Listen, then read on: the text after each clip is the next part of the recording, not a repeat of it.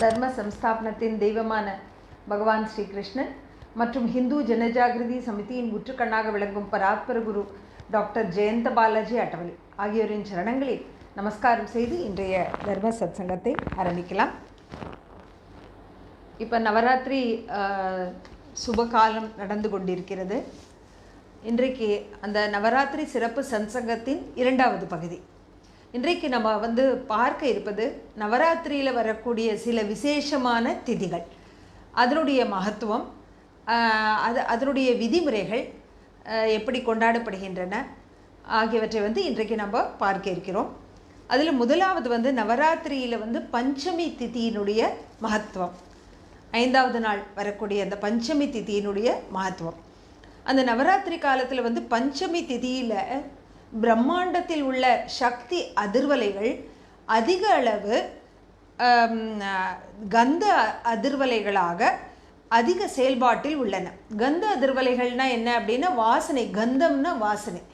அந்த அதிர்வலைகளாக அது செயல்பாட்டில் அதிக அளவில் உள்ளன. இந்த சக்தி தத்துவத்தினுடைய இந்த கந்த அதிர்வலைகளினுடைய சுகந்தம் தான் லலிதா என்ற பெயரால் வழங்கப்படுகிறது. லலிதானாலே அந்த தெய்வீக சுகந்தம் அப்படின்னு அர்த்தமாகிறது. அதனால் நவராத்திரி பஞ்சமி திதி அன்றைக்கு லலிதா பஞ்சமி என்ற பெயரோடு அந்த லலிதா திரிபுர சுந்தரி தேவியினுடைய ஸ்வரூபமாக அன்றைய தினத்தில் தேவி பூஜை செய்யப்படுகிறது. பிரம்மாண்டத்தில் உள்ள இந்த சக்தி, இந்த கந்த அதிர்வலைகள் அன்றைக்கு அந்த பூஜையினால் அந்த பூஜை இருக்கக்கூடிய ஸ்தானத்திற்கு அதிக அளவு ஆகர்ஷிக்கப்படுகிறது. இந்த சுகந்தமான இந்த அதிர்வலைகள் ஆகர்ஷிக்கப்படுவதால் அந்த பூஜை செய்பவரினுடைய மனோமய கோஷம், அதாவது மனம் தூய்மையாகிறது. அதுதான் நவராத்திரியில் பஞ்சமி திதியினுடைய மகத்துவம். லலிதா பஞ்சமி அப்படின்ற பெயரில் அன்றைக்கு தேவி பூஜை செய்யப்படுகிறது. அடுத்து நவராத்திரியினுடைய சஷ்டி திதியினுடைய மகத்துவம். சஷ்டி திதியினுடைய மகத்துவம் என்னென்னா, அன்றைக்கு இரவு பக்தர்கள் உபாசகர்கள் கண் விழிக்கிறார்கள். முழு இரவும் கண் விழித்து தேவி உபாசனை செய்கிறார்கள். அன்றைக்கு தேவியினுடைய மடி நிரப்பப்படுகிறது. அதாவது தேவியினுடைய மடி, அந்த முந்தானையில் அந்த தாம்பூலம், புடவை, ரவிக்கை, தேங்காய் ஆகிய வஸ்துக்கள் நிரப்பப்படுகின்றன. இன்றைய காலத்தில் அந்த பக்தர்கள் கண் விழிக்கிறதுனால வடபாரதத்தில் இந்த சஷ்டி திதியை ஜாகிரதா அப்படின்னு, அதாவது கண் விழித்தல் அப்படின்ற அந்த அர்த்தத்தில் ஜாகிரதா அப்படின்னு அது கூறுகிறார்கள். இது தேவி உபாசனையினுடைய ஒரு அங்கம். அந்த கண் விழித்தல் என்பதும் தேவி உபாசனையினுடைய ஒரு அங்கம். இதில் அப்போ என்ன செய்வார்கள் அப்படின்னா, தேவி சம்பந்தமான பஜனைகள், கீர்த்தனைகள் அதெல்லாம் அன்றைக்கு இரவு பாடப்படும். அதே போல் மகாராஷ்டிராவில் சிலர் வாத்திய முரளியின் கீதம் மற்றும் பாரூட் அப்படின்ற அந்த பிரபல சந்த் ஏக்நாத் மகாராஜ் அவருடைய அந்த பஜன் அதை பாடுவார்கள். இந்த மாதிரி கண் விழிப்பதை மகாராஷ்டிராவில் கோந்தல் அப்படின்னு கூறுகிறார்கள். தேவியினுடைய ஸ்துதி பாடல்களை பாடுவதற்காக சிறப்பு விருந்தினர்களும் அன்றைக்கு அழைக்கப்படுகிறார்கள். ஏன்னா கண் முழிக்கிறது பெருசில்லை, அந்த கண் முழிக்கும்போது அந்த சமயத்திலையும் அந்த தேவியினுடைய ஸ்மரணம் தொடர்ந்து அகண்டமாக நடைபெற வேண்டும் என்பது தான் அதனுடைய தாத்பரியம்.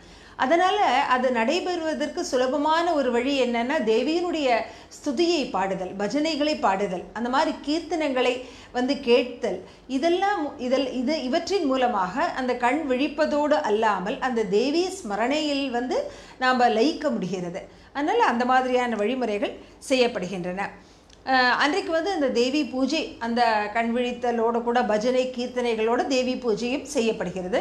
அதோட இன்னொரு வழக்கமும் உள்ளது. அதாவது ஒரு மரக்கட்டையில் அந்த துணியை சுற்றி, அந்த எண்ணெய் தோய்ந்த துணியை சுற்றி அதில் அந்த தீபத்தை ஏற்றுகிறார்கள். இதற்கு தீவட்டி அப்படின்னு பெயர். இந்த தீபத்தை பூஜை செய்கின்றனர். இந்த சிறப்பு தாள வாத்தியங்களோடு கூட கீதமும் அப்போது இசைக்கப்படுகிறது. இதுதான் நவராத்திரியில் சஷ்டி திதியினுடைய மகத்துவம். அதாவது கண்விழித்தல், அந்த கண்விழிக்கும் போது இரவு முழுவதும் அந்த தேவியினுடைய துதி பஜனை பாடல்கள், கீர்த்தனைகள் ஆகியவற்றை பாடுதல், பூஜை செய்தல், தீவட்டி ஏற்றுதல், இது போன்ற இந்த விஷயங்கள் அந்த சஷ்டி திதியில் செய்யப்படுகின்றன. இப்போ பஞ்சமி, சஷ்டி, நவராத்திரியினுடைய இந்த இரு திதிகளினுடைய மகத்துவத்தை நம்ம பார்த்தோம். அடுத்து சப்தமி, அஷ்டமி, நவமி, இந்த 3 திதிகளும் அதிக மகத்துவம் நிறைந்தவை. அவற்றினுடைய அந்த சிறப்பு பற்றியும் நம்ம இப்போ தெரிந்து கொள்ளலாம். இப்போ நவராத்திரியில் சப்தமி திதியினுடைய மகத்துவம். சப்தமி திதியில் தேவி அந்த துர்கா தேவி தைத்திய தானவர்கள், அதோடு அந்த பிசாசு பேய்கள் ஆகியவற்றை, அந்த பூத பிரேத பிசாசுகள் போன்றவற்றை நாசம் செய்யும் காலராத்திரி ரூபமாக அன்றைக்கு பூஜை செய்யப்படுகிறாள். வங்காளத்தில் துர்கா பூஜா சப்தமி தினத்தன்று என்ன செய்வார்கள் அப்படின்னா, நதி அல்லது குளத்திலிருந்து பவித்திரமான அந்த ஜலத்தை கொண்டு அது அந்த 5 கலசங்களில் அந்த நீர் நிறைக்கப்பட்டு 5 தெய்வங்கள் அதில் ஆவாகனம் செய்யப்படுகின்றன. அவை ஸ்ரீ கணபதி, மகாலட்சுமி, மகா சரஸ்வதி, கார்த்திகேயன், மகாகாளி, அந்த 5 தெய்வங்களும் அந்த கடஸ்தாபனம் அந்த கலசத்தில் ஆவாகனம் செய்யப்படுகின்றனர். இதில் ஒரு சிறப்பு பாகம் என்னவென்றால், அன்றைய தினம் ஒரு வாழை கன்றுக்கு அதை ஒரு மஞ்சள் புடவை சுற்றி அந்த கணபதியின் அருகில் வைத்து அது மகா கணபதியினுடைய சக்தியாக பாவனை செய்து அதற்கும் பூஜை செய்யும் வழக்கம் உள்ளது. இந்த சப்தமி திதியில் இது போன்ற வழக்கங்கள் உள்ளன. அடுத்து முக்கியமான ஒரு திதி என்ன அப்படின்னு பார்த்தோன்னா, துர்காஷ்டமி அப்படின்னு சொல்லக்கூடிய அஷ்டமி திதி. அந்த துர்காஷ்டமி அன்றும் அந்த தேவியினுடைய பல பூஜை அனுஷ்டானங்கள் அவற்றை செய்வது மகத்துவம் நிறைந்ததாக கருதப்படுகிறது. அதனால தான் அந்த துர்காஷ்டமியை மகாஷ்டமி அப்படின்னும் சொல்லும் வழக்கம் உள்ளது. அந்த அஷ்டமி மற்றும் நவமி திதிகளுக்கு இடைப்பட்ட காலம், அதாவது அஷ்டமி திதி பூர்ணமாக முடிந்து நவமி திதி ஆரம்பிக்கும் அந்த மாலை வேளையில், அந்த சந்தி வேளையில் அந்த தேவி சக்தி தாரணம் செய்கிறாள். அதனால் அந்த சமயத்தில் ஸ்ரீ துர்கைக்கு சண்டி அப்படின்ற சாமுண்டி என்ற ரூபத்தில் விசேஷ பூஜை நடைபெறுகிறது. இதை சந்தி பூஜை அப்படின்னு சொல்வார்கள். இதுதான் அந்த அஷ்டமி திதியினுடைய ஒரு மகத்துவம். அதாவது அஷ்டமி நவமி கூடுகின்ற அந்த சந்தி காலத்தில் சாமுண்டி ரூபமாக தேவி உபாசனை, பூஜை ஆகியவை செய்யப்படுகிறது. அதுதான் அஷ்டமி திதியினுடைய மகத்துவம். அடுத்து மகாநவமி, நவமி திதியினுடைய மகத்துவம் என்ன அப்படின்னு, மகாநவமி நமக்கு எல்லாருக்குமே தெரியும். அதாவது சரஸ்வதி தத்துவம், அதனுடைய அந்த இச்சா சக்தி மிக அதிக அளவில் செயல்பாட்டில் உள்ளது. அன்றைய தினம் சரஸ்வதி பூஜை நம்ம செய்கிறோம். சரஸ்வதி பூஜை செய்வதனால ஒருவருக்கு அந்த ஈஸ்வரிய தத்துவத்திடம் ஒரு ஈர்ப்பு ஏற்படுகிறது. அதாவது நம்முடைய ஆன்மீக ஈர்ப்பு அதிகமாகிறது. சரஸ்வதி தேவி நமக்கு எல்லாருக்கும் தெரியும், ஞானம், கலை, வித்யாக்களை வழங்கக்கூடிய அதி தேவதையாக விளங்குபவள். அதனால் அன்றைக்கு ஒரு வழக்கம் உள்ளது. அதாவது கரும்பலகை, ஸ்லேட் என்ன சொல்லக்கூடிய அந்த கரும்பலகையில் ஸ்ரீ சரஸ்வதி தேவியினுடைய எந்திரத்தை வரைந்து அதற்கு பூஜை செய்யப்படுகிறது. சரஸ்வதி தேவி பூஜையோடு கூட அந்த அஸ்திர சஸ்திரங்கள், ஆயுதங்கள், அந்த ஆயுத பூஜை அப்படின்ற பெயரில் அதற்கும் அன்றைக்கு பூஜை செய்யப்படுகிறது. சில இடங்களில் பார்த்தோன்னா அந்த நவமி இல்லாமல் விஜயதசமி அன்று கூட அந்த சரஸ்வதி பூஜை, ஆயுத பூஜை ஆகியவை செய்யப்படுகின்றன. சஸ்திர பூஜை செய்யும் பொழுது முக்கியமாக ஈஸ்வரன் மற்றும் குரு ஆகியோரிடம் இவ்வாறு பிரார்த்தனை செய்யப்படுகிறது. ஹே ஈஸ்வரா, ஹே குருதேவா, நாம் எந்த சஸ்திரங்களை உபயோகிக்கிறோமோ, ஸ்தூல ரூபத்தில் உபயோகிக்கிறோமோ, அதோடு கூட சூக்ஷ்ம அஸ்திர சஸ்திரங்களும் செயல்பட ஆரம்பிக்கட்டும். எங்களுக்கு உங்களிடமிருந்து சக்தி மற்றும் சைத்தன்யம் கிடைக்கட்டும் அப்படின்னு ஈஸ்வர சரணங்களில், குரு சரணங்களில் இந்த பிரார்த்தனை செய்யப்படுகிறது. பிரார்த்தனை செய்வதனால ஈஸ்வரன் மற்றும் குருதேவனுடைய ஆசீர்வாதம் கிடைக்கிறது. அதோடு அவர்களுடைய அந்த சங்கல்ப சக்தியும் செயல்பட ஆரம்பிக்கிறது. இது போன்று ஒருவர் வந்து ஒருவர் மூலமாக செய்யப்படும் முயற்சிகளுக்கு ஈஸ்வரிய பலம் மற்றும் ஆசீர்வாதம் அது வந்து கிடைக்கிறது. அதனால் அத்தகைய ஒரு காரியத்திற்கு நல்ல பலனும் ஏற்படுகிறது. இதன் மூலம் ஒருவருக்கு வந்து இது ஈஸ்வரன் மற்றும் குருவினுடைய மகத்துவம் பற்றிய ஒரு அறிமுக அனுபவம் வந்து ஏற்படுகிறது.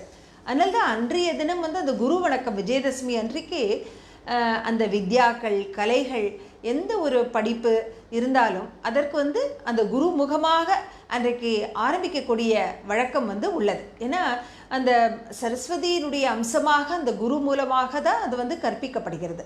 அதனால தான் அந்த குரு வந்தனம், ஈஸ்வரிய வந்தனம் இது போன்ற அனைத்தும் வந்து அன்றைக்கு செய்யப்பட்டு அன்றைக்கு வந்து ஆரம்பிக்கக்கூடிய எந்த ஒரு கலையும் வித்யாவும் எந்தவித தடங்களும் இல்லாமல் தொடர்ந்து மென்மேலும் வந்து நல்லபடியாக கற்றுக்கொள்ளப்படும் அப்படின்ற ஒரு பக்தி ஸ்ரத்தையினால தான் அன்றைக்கு வந்து இந்த விஷயங்கள் ஆரம்பிக்கப்படுகின்றன.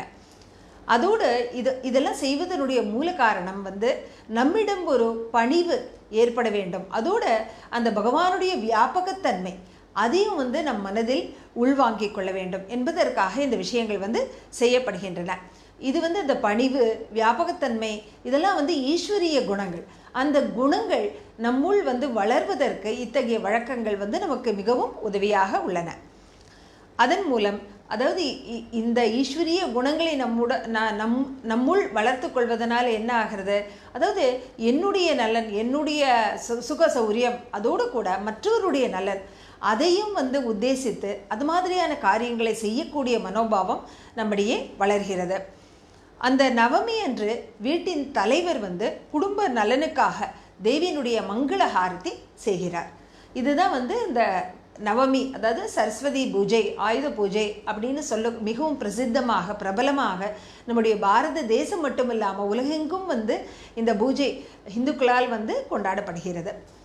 அடுத்து ஒரு கேள்வி, நவராத்திரி காலத்தில் வந்து உபவாசம் இருக்கும் வழக்கம் உள்ளது, அதனுடைய மகத்துவம் என்ன அப்படின்னு.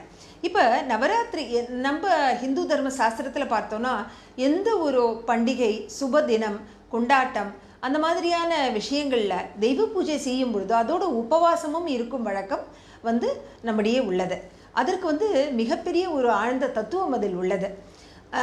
நவராத்திரியினுடைய 9 நாட்களும் பெரும்பாலான அந்த தேவி உபாசகர்கள் வந்து உபவாசம் இருக்கும் வழக்கம் உள்ளது. இப்போ நவராத்திரி 9 நாட்களும் இருக்க முடியவில்லை என்றாலும் அந்த முதல் நாள் மற்றும் அஷ்டமி அந்த 2 நாட்களுமாவது அவர்கள் வந்து உபவாசம் இருக்கும் வழக்கம் உள்ளது. உபவாசம் வந்து எதற்காக இருக்கிறோம்? அந்த உபவாசம்னா நம்ம வந்து உணவை துறத்தல். அன்ற தினம் வந்து அந்த உணவை துறந்து உபவாசம்னா இறைவனுக்கு அருகில் வாசம் செய்வது அப்படின்றது அதனுடைய அர்த்தம். அந்த உபவாசத்தின் மூலமாக இறைவனுக்கு அருகில், தேவிக்கு அருகில் நாம் வாசம் செய்வதால் அன்றைக்கு வந்து நம்முடைய ரஜ தம இயல்பு குறைகிறது, அதோட சாத்வீக இயல்பு அதிகமாகிறது. எப்போ நம்முடைய சாத்வீக இயல்பு அதிகமாகிறதோ நம்முடைய அந்த தேகம் வந்து சுத்திகரணம் ஆகிறது, தூய்மை அடைகிறது. அத்தகைய ஒரு சாத்வீக தேகத்தின் மூலமாகத்தான் அந்த அந்த பிரபஞ்சத்தில் வெளிப்படக்கூடிய அந்த சக்தி அதிர்வலைகளை நம்மால் வந்து அதிக அளவு ஆக்கர்ஷித்து கொள்ள முடிகிறது. அந்த கிரகிக்கும் ஆற்றல் வந்து நமக்கு அதிகமாகிறது, நம்முடைய அந்த சாத்வீகத்தன்மை அதிகரிப்பதனால. இதற்கெல்லாம் காரணம் அன்றைக்கு வந்து அந்த உபவாசம் அப்படின்னு நம்ம இருப்பதன் மூலமாக இத்தகைய ஒரு பலன் வந்து நமக்கு கிடைக்கிறது. அதோட உபவாசம் என்பது நமக்கு தான், ஆனால் தேவிக்கு வந்து அன்றைக்கு என்ன செய்வார்கள், நவராத்திரியினுடைய ஒவ்வொரு நாளும் உபாசகர் வந்து உணவில் பல்வேறு வகைகளை செய்து தேவிக்கு வந்து நெய்வேத்தியமாக அர்ப்பணம் செய்யும் வழக்கம் உள்ளது. அதுலேயும் வந்து வங்காளத்தில் வந்து பார்த்தோன்னா தேவி பிரசாதமாக அந்த அரிசி மற்றும் பயத்தம்பருப்பு சேர்த்த அந்த கிச்சடி மிகவும் ஒரு சிறப்பு பிரசாதமாக அன்றைக்கு வந்து தேவிக்கு அர்ப்பணிக்கப்படுகிறது. இனிப்பு வகைகளும் தயாரிக்கப்படுகின்றன. முக்கியமாக அந்த பாயசம், கேசரி, பூரி வகைகள் போன்றவை வந்து இதில் அடங்கும். மகாராஷ்டிராவில் பார்த்தோன்னா கடலை பருப்பை வேக வைத்து அதோடு அந்த வெல்லத்தை சேர்த்து அரைத்து அதை வந்து பூரணமாக செய்து அந்த அந்த சப்பாத்தி உள்ளே அதை வைத்து இட்டு அதை வந்து பூரன் போலி அப்படின்னு அவர்கள் வந்து கூறுவார்கள். இந்த பூரன் போலி மற்றும் அந்த துவரம் பருப்பு தால் இது இரண்டும் அந்த தேவி தத்துவத்தை அதிகளவு ஆக்கர்ஷிக்கக்கூடிய ஒரு நைவேத்தியமாக தேவிக்கு அர்ப்பணிக்கப்படுகின்றன. அதில் அந்த தேவி தத்துவம் அதிகளவு சஞ்சாரத்தில் இருப்பதனால அதை பிரசாதமாக உட்கொள்ளும் பொழுது அவர்களுக்கும் அந்த பலன் கிடைக்கிறது. தேவி தத்துவத்தினுடைய அதிர்வலைகளினுடைய பலன் கிடைக்கிறது. அந்த தேவி இந்த நைவேத்தியத்தை பிரசாதமாக நம்ம உட்கொள்ளும் பொழுது அந்த ஒருவருக்கு சக்தி ரூபமான அந்த தேஜ அதிர்வலைகளினுடைய பயன் அவர்களுக்கு கிடைக்கிறது. அதோட நம்முடைய அந்த ஸ்தூல தேகம் சூக்ஷ்ம தேகம் அந்த இரண்டுமே தூய்மையாகிறது. இவ்வளவு பலன்கள் அந்த நவராத்திரியில் உபவாசம் இருப்பதனால, அதாவது உபவாசம் இருப்பதனால நம்ம உடல் சுத்தி, உடல் மற்றும் ஆரோக்கியமாக இருப்பதோடு கூட நம்முடைய மன ஆரோக்கியம், ஆன்மீக முன்னேற்றம் எல்லாமே ஏற்படுகிறது. அடுத்து இறுதியாக நம்ம அந்த வங்காளத்தில் துர்கா பூஜை துர்கா பூஜையில் சஷ்டி என்று செய்யப்படும் சிறப்பு பூஜை அதை தெரிந்து கொள்ளலாம். வங்காளத்தில் சாரதிய துர்கா பூஜை நம்ம எல்லாருக்கும் தெரியும். அந்த 10 தினங்கள் மிகவும் விமரிசையாக கொண்டாடப்படுகிறது. பிரதமை அன்று மாலை, அதாவது முதல் நாள் மாலை அந்த ஸ்ரீ துர்கா தேவியினுடைய ஆவாகனம் செய்யப்பட்டு வில்வ மரத்தில் அது ஸ்தாபிக்கப்படுகிறது. இதை ஸ்ரீ துர்காதேவியின் அதிவாசம், அதாவது சோட்டி பில்லவ வரன் அப்படின்னு அதை கூறுகிறார்கள். 6வது நாள், அதாவது சஷ்டி தினத்தன்று அதே அந்த வில்வ மரத்திற்கு துர்கா மாதாவின் பூஜை செய்யப்படுகிறது. அப்பொழுது அந்த பூஜையில் தேவிக்கு பல்வேறு வகையான பழங்கள், மலர்கள், அப்புறம் பவித்திரமான இலைகள் ஆகியவை அதோடு தானியங்கள், இவை அனைத்தும் தேவிக்கு துர்காதேவிக்கு அந்த வில்வ மரத்தில் ஆவாகனம் செய்யப்பட்டு அது அர்ப்பணிக்கப்படுகின்றன. இந்த பூஜையில் வில்வ மர பூக்கள் விசேஷமாக அது உபயோகிக்கப்படுகின்றன. இந்த பூஜையை படி பில்லவ வரன் அப்படின்னு சொல்கிறார்கள். அதாவது பிரதமை அன்று சோட்டி பில்லவ வரன் அப்படின்ற பூஜை அன்றைக்கு துர்கானுடைய ஸ்தாபனம் செய்யப்பட்டு துர்கா அதிவாசம் நடக்கப்படுகிறது. அப்புறம் 6வது நாள் சஷ்டி அன்று படி பில்லவ வரன் அப்படின்னு அந்த துர்காதேவிக்கு விமரிசையான பூஜை செய்யப்படுகிறது. அதாவது மா துர்கா நவராத்திரி முதல் நாளிலிருந்து சஷ்டி வரை அந்த வில்வ மரத்தில் வாசம் செய்கிறாள் என்பது பக்தர்களுடைய நம்பிக்கை. அதனால தான் இக்காலத்தில் சக்தி தத்துவம் வில்வ மரத்தில் ஆக்கர்ஷிக்கப்பட்டு சேர்கிறது. சஷ்டி என்று தேவியினுடைய பூஜை மற்றும் அனுஷ்டானம் அதை செய்யும் வழக்கம் அந்த வங்காளத்தில் பிரபலமாக உள்ளது. அதனால் இன்றைக்கு நம்ம இந்த நவராத்திரியினுடைய முக்கியமான திதிகள் னுடைய விசேஷம் பஞ்சமி திதி, சஷ்டி திதி, அப்புறம் சப்தமி, அஷ்டமி, நவமி ஆகிய இந்த 5 திதிகளினுடைய விசேஷங்கள், அன்றைய தினம் அந்த துர்கை வழிபாடு எவ்வாறு செய்யப்படுகிறது, இது போன்ற பல அற்புதமான விஷயங்களை நம்ம இன்றைக்கு தெரிந்து கொண்டோம். அந்த அகிலாண்ட கோடி பிரம்மாண்ட நாயகியான அந்த மா துர்கா தேவியினுடைய சரணங்களில் சிரம் தாழ்த்தி நமஸ்காரம், நன்றி கலந்த நமஸ்காரத்தை செய்து இன்றைய இந்த சிறப்பு சஞ்சகத்தை நிறைவு செய்யலாம். நன்றி, வணக்கம்.